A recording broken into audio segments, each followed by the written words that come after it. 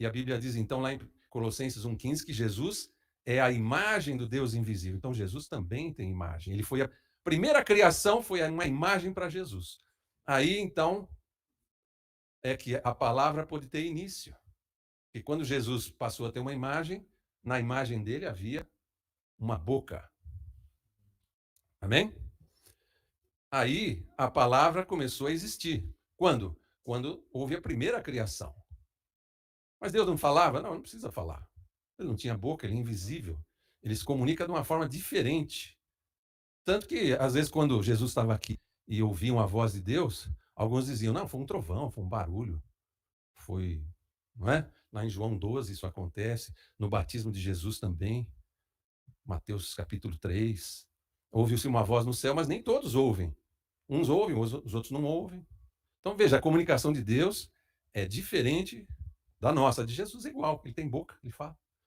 Então, veja, aquela essência, aquela perfeição que estava no nosso Deus, ele deu um jeito para ela chegar até nós. E qual foi esse jeito, amados? A palavra. A palavra. Você ama a Bíblia? Amém? Foi a forma que Deus escolheu para trazer esse mundo tremendo, espiritual, os princípios, a perfeição, a eternidade, a moral de Deus, a ética de Deus, para Ele comunicar para nós. Amém, queridos? Tudo isso para quê? Para que a gente entenda o valor da palavra. A gente já nasce falando, né? A criança balbucia, ela nem sabe por quê.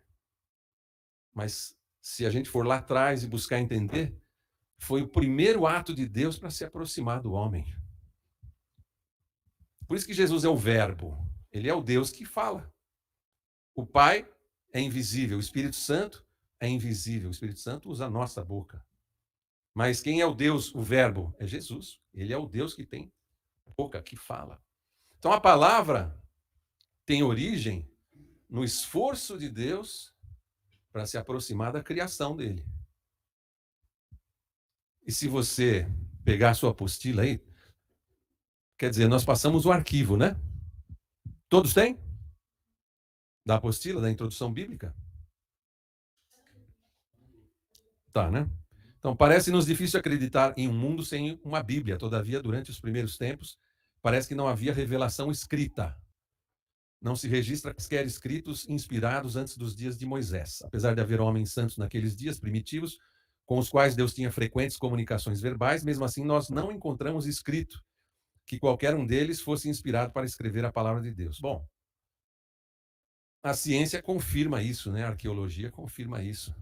As duas primeiras formas escritas conhecidas é a escrita cuneiforme dos babilônicos, né? Dos antes, né? Até da Babilônia, dos acádios, e a escrita hieroglífica dos egípcios. Então, quando surge a Bíblia, ela está numa terceira forma de escrita. E veja, é mais um esforço do nosso Deus para. Porque primeiro vem a palavra, mas depois vem a palavra escrita.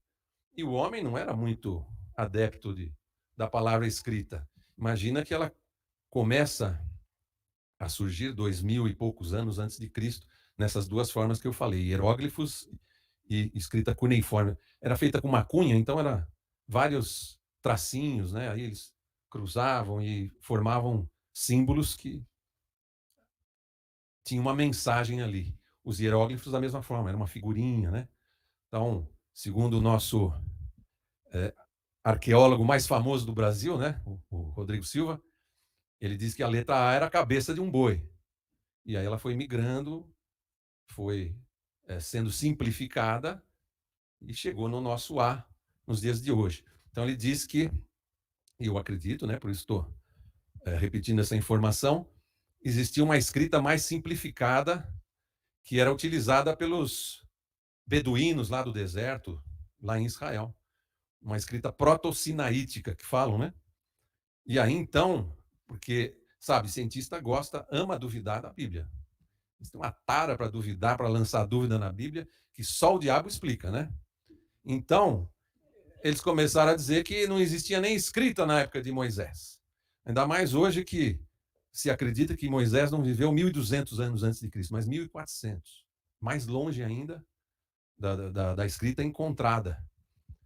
Mas existia, naquela época, né, algumas escavações já estão comprovando, uma língua lá dos beduínos, dos pastores, né, naquela área. Então, Moisés escreveu já nesse tipo de língua. E aí ele diz assim, olha que interessante, ainda bem, né? Porque se fosse em hieróglifo, os hieróglifos foram traduzidos ou reconhecidos, né?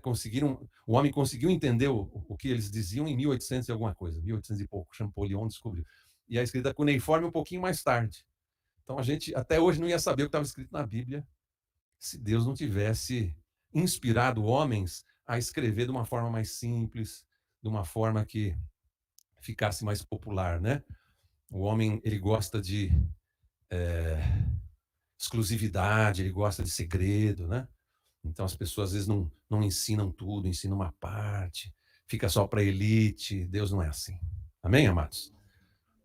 Ele quer que a Bíblia seja divulgada, seja conhecida, o Evangelho, as boas novas sejam conhecidos.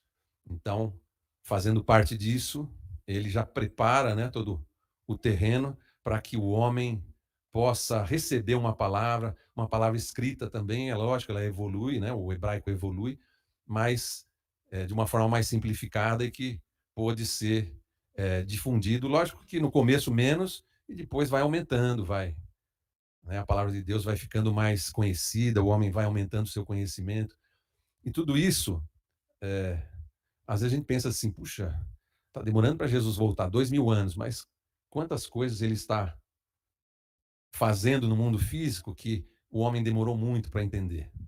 A escravidão é uma delas, né? A escravidão sempre existiu. Sempre existiu, desde o começo da história do homem até 100 anos atrás.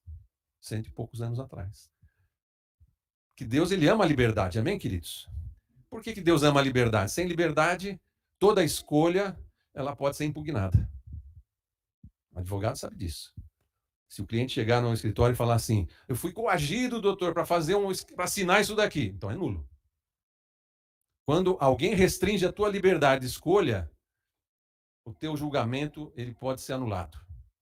Como a gente sabe que nenhum julgamento vai ser anulado, lá no dia do julgamento final, tudo vai ficar muito claro, muito. Então Deus é o maior promotor da liberdade. Por quê? Porque ele quer um julgamento justo. A liberdade é importantíssima. E veja como ela vem acontecendo, né? Ela vem, porque nós amamos a liberdade de ter a Bíblia, né? Aqui no Brasil a gente pode andar com uma bichinha dessa aqui, né?